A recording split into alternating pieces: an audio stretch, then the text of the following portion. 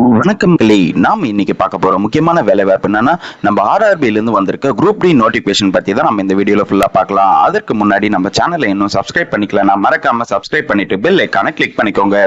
First இந்த வெப்சைட்கான link, notification link நான் கீழே டிஸ்கிரிப்ஷன்ல கொடுத்துறேன். ஃபர்ஸ்ட் இந்த நோட்டிபிகேஷன் ஓபன் பண்ணீங்களா உங்களுக்கு இந்த மாதிரி ஒரு பேஜ் ஒன்று ஓப்பன் ஆகும். ஸோ என்னிலிருந்து இந்த அப்ளிகேஷன்ஸ் ஓபன் பண்றாங்கன்னு பாத்தீங்கன்னா 23/1/2025, அதாவது நாளையிலிருந்து ஓபன் பண்றான்னு சொல்லியிருக்காங்க. லாஸ்ட் டேட் பொறுத்த வரைக்கும் உங்களுக்கு 22/2/2025 உங்களுக்கு அப்ளை பண்ணிக்கணும்னு சொல்லியிருக்காங்க. இந்த அப்ளிகேஷன்ல ஏதாவது கரெக்ஷன் இருந்ததுன்னா 24/2/2025 நீங்க அப்ளிகேஷன்ஸை கரெக்ஷன் பண்ணிக்கலாம். அதே மாதிரி வந்துட்டு உங்களுக்கு எக்ஸாம் ஃபீஸ் இதுக்கு பே பண்ற மாதிரி இருக்கும். வேகன்சி பொறுத்த வரைக்கும் உங்களுக்கு 32,438 வேகன்சி இருக்குன்னு சொல்லியிருக்காங்க. சேலரி பொறுத்த வரைக்கும் 18,000 வரையும் இருக்கும். ஸோ ஏஜ் லிமிட் பொறுத்த வரைக்கும் 18 இருந்து 36 வயசு வரைக்கும் இருக்குன்னு சொல்லியிருக்காங்க. ஸோ அதுக்கப்புறம் வந்துட்டு இங்க இன்ஸ்ட்ரக்ஷன்ஸ் எல்லாம் கொஞ்சம் நிறைய கொடுத்துருக்காங்க. ஸோ இது நல்லா படிச்சு பார்த்துக்கோங்க. ஏன்னா வந்து எக்ஸாம் இன்ஸ்ட்ரக்ஷன்ஸும் பிளஸ் வந்துட்டு செலெக்ஷன் ப்ராசஸ் பத்தி உங்களுக்கு நல்லா டீட்டெயிலா போட்டிருக்காங்க. அதை பத்தி நம்ம முன்னாடி பார்க்கலாம். இப்ப பொறுத்த வரைக்கும் உங்களுக்கு ஏஜ் லிமிட் என்னன்னு டீட்டெயிலா போட்டிருக்காங்க பாருங்க. ஏஜ் லிமிட் பொறுத்த வரைக்கும் 18 இருந்து 36 வயசு வரைக்கும் இருக்குன்னு சொல்லியிருக்காங்க. அதாவது ஜெனரல் கேட்டகரியில இருக்கிறவங்களுக்கு.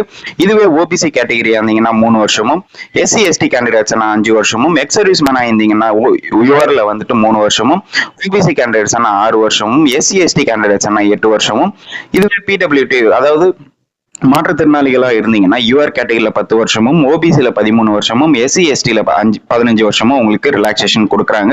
ஆல்ரெடி நீங்க குரூப் சி ஸ்டாஃப் இல்ல குரூப் டி ஸ்டாஃப்ஸா இருந்தீங்கன்னா உங்களுக்கு 40 வயசு வரைக்கும் இருக்கலாம்னு சொல்லியிருக்காங்க. ஓபிசியா இருந்தீங்கன்னா 43 வயசு வரைக்கும், எஸ்சி எஸ்டி இருந்தீங்கன்னா 45 வயசு வரைக்கும் இருக்கலாம்னு சொல்லியிருக்காங்க. ஸோ ஏஜ் லிமிட்டை வந்துட்டு உங்களுக்கு இங்க டீட்டெயிலா போட்டிருக்காங்க பாருங்க. யூஆர் கேட்டகரியில வந்துட்டு இருக்கிறவங்க 2/1/1989 மேல பிறந்தவர்களா இருந்தீங்கன்னா தாராளமாக நீங்க அப்ளை பண்ணிக்கலாம். ஓபிசி நான் கிரீமி லேயர்ல இருக்கிறவங்க வந்துட்டு 2/1/1986 மேல பிறந்தவங்க அப்ளை பண்ணிக்கலாம். எஸ்சி எஸ்டி கேண்டிடேட்ஸ் வந்துட்டு 2/1/1984 மேல இருக்கிறவங்க அப்ளை பண்ணிக்கலாம்னு சொல்லியிருக்காங்க.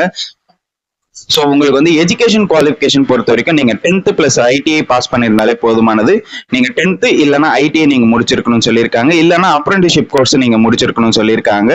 ஸோ எக்ஸாம் ஃபீஸ் பொறுத்த வரைக்கும் இந்த வேலை வாய்ப்புக்கு நீங்க எல்லாரும் ஜெனரல் கேட்டகரியில இருக்கிறவங்க 500 ரூபாய் பே பண்ற மாதிரி இருக்கும். இதுவே பிடபிள்யூடி ஃபீமேல் எக்ஸ் சர்வீஸ்மேன் டிரான்ஸ்ஜெண்டரா இருந்தீங்கன்னா 250 ரூபாய் பே பண்ற மாதிரி இருக்கும். ஸோ இது வந்து பாத்தீங்கன்னா நீங்க 500 ரூபாய் பே பண்ணீங்கன்னா உங்களுக்கு 400 ரூபாய் உங்களுக்கு ரீஃபண்ட் பண்ணுவாங்க. ஸோ இது முக்கியமான விஷயம் என்னன்னா, நீங்க அப்ளை பண்றப்போ உங்களோட பேங்க் அக்கௌண்ட் டீட்டெயில கிளியரா இங்க மென்ஷன் பண்ணும். இங்க கேட்பாங்க உங்களுக்கு.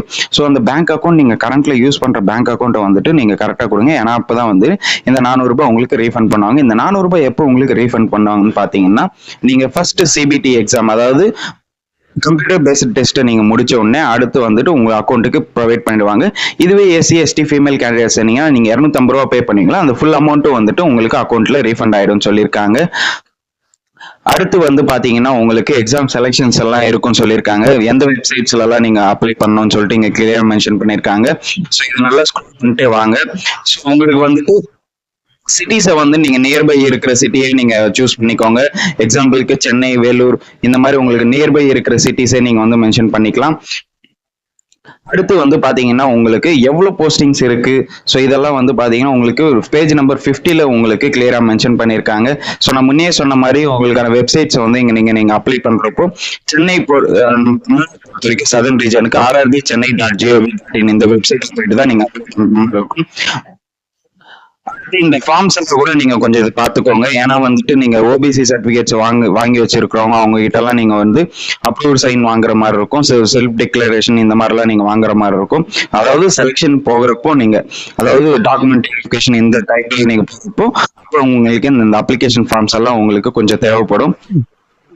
ஸோ என்ன மாதிரி போஸ்ட் இருக்குன்னு சொல்லிட்டு இங்க பேஜ் நம்பர் 50ல உங்களுக்கு இங்க கிளியரா மென்ஷன் பண்ணிருக்காங்க. ஸோ கிட்டத்தட்ட 14 போஸ்ட் இருக்கு. இந்த 14 போஸ்ட்டுக்கும் எவ்வளவு வேகன்சி இருக்குன்னு சொல்லிட்டு இங்க கிளியரா மென்ஷன் பண்றாங்க. அதாவது நம்ம சதர்ன் ரீஜன் சென்னையில வந்து தான் நம்ம பார்க்கணும். ஸோ இது வந்து வெஸ்ட், ஈஸ்ட், கோஸ்டல் இந்த மாதிரி வந்து உங்களுக்கு வரும். ஸோ நம்ம வந்து சென்னை தான் நம்ம பார்க்கணும். இங்க போட்டிருக்காங்க பாருங்க. பேஜ் நம்பர் 59ல உங்களுக்கு சதர்ன் ரீஜன் சதர்ன் ரயில்வேல வந்து பாத்தீங்கன்னா உங்களுக்கு 14 போஸ்ட்டுக்கும் அசிஸ்டன்ட் வந்துட்டு உங்களுக்கு டோட்டலா வந்து 99 வேக்கண்ட்டும், அசிஸ்டன்ட் ஒர்க் ஷாப் வந்துட்டு 445 வேக்கண்ட்டும், அசிஸ்டன்ட் ஒர்க் ஷாப் வந்துட்டு 108 வேக்கண்ட்டும். ஸோ உங்களுக்கு வந்து இங்க கிளியரா மென்ஷன் பண்ணியிருக்காங்க. எஸ்ஆர்னா சதர்ன் ரீஜன், ஐசிஎஃப்னா இந்தியன் கோஸ்டல் ஃபேக்டரி. இந்த டிபார்ட்மெண்ட்ல தான் உங்களுக்கு ஒர்க் இருக்குன்னு சொல்லியிருக்காங்க. டிபார்ட்மெண்ட்டும் உங்களுக்கு கிளியரா மென்ஷன் பண்ணியிருக்காங்க. எந்தெந்த டிபார்ட்மெண்ட்ல உங்களுக்கு வேலை வாய்ப்பு இருக்கும், மெக்கானிக்கல், இன்ஜினியரிங், எலக்ட்ரிக்கல். ஸோ இந்த மாதிரி 14 போஸ்ட்டுக்கும் டோட்டலா வந்து பாத்தீங்கன்னா 2694 வேக்கண்ட் இருக்கு நம்ம சதர்ன் ரீஜனுக்கு. நீங்க கம்யூனிட்டி வைஸா நீங்க எது அதிகமா இருக்கோ அதை நீங்க அப்ளை பண்ணிக்கலாம் இங்க. ஸோ இது வந்து நல்லா உங்களுக்கு மென்ஷன் பண்ணியிருக்காங்க. ஸோ எஜுகேஷன் குவாலிஃபிகேஷன் பொறுத்த வரைக்கும் நீங்கள் ஜஸ்ட் 10th பாஸ் பண்ணியிருந்தாலே போதுமானது. நீங்கள் 50% ஆஃப் மார்க் எடுத்திருந்தாலே போதுமானதுன்னு சொல்லியிருக்காங்க. ஸோ இது ஒரு நல்ல வேலை வாய்ப்பு, கண்டிப்பாக பயன்படுத்திக்கோங்க மக்களே. இந்த வேலை வாய்ப்பு பத்தி உங்களுக்கு வேற ஏதாவது டவுட் இருந்ததுன்னா கண்டிப்பா கமெண்ட் செக்ஷன்ல கமெண்ட் பண்ணுங்க. இந்த வீடியோவை நிறைய பேருக்கு ஷேர் பண்ணுங்க, லைக் பண்ணுங்க, மறக்காம நம்ம சேனலை சப்ஸ்கிரைப் பண்ணிட்டு பெல் ஐக்கானை கிளிக் பண்ணிக்கோங்க. தேங்க்யூ.